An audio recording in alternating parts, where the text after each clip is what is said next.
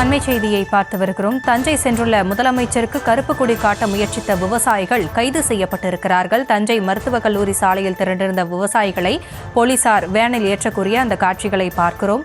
ஆரூரான் சர்க்கரை ஆலையால் தொடரும் துயரத்தால் இந்த சம்பவம் நிகழ்ந்திருக்கிறது.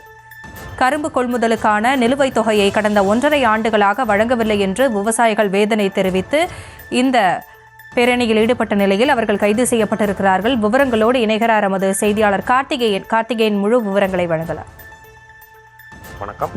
தஞ்சை மாவட்டம் பாபநாசம் அருகே திருமண்டக்குடி செயல்பட்டு வரும் ஆரூரான் தனியார் சர்க்கரை ஆலையில் கரும்பு கொள்முதல் செய்து விவசாயிகளுக்கு நிலுவைத் தொகை வழங்கப்படாமல் நீண்ட காலமாக இழுத்தடிக்கப்பட்டு வருகிறது. இந்த நிலையில ஓராண்டுக்கு மேலாக இந்த விவசாயிகள் தொடர்ந்து பல்வேறு கட்ட போராட்டங்களை நடத்தி வருகின்றனர். இந்நிலையில தஞ்சைக்கு வருகை தந்துள்ள முதல்வரை சந்திக்க அவர்கள் மனு கொடுத்திருக்கிறார்கள்.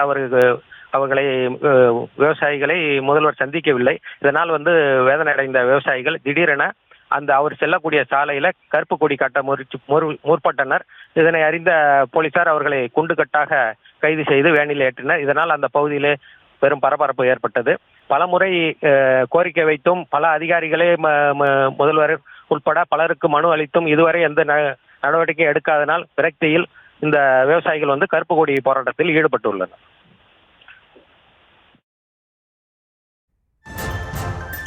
விவரங்களுக்கு நன்றி கார்த்திகேயன்.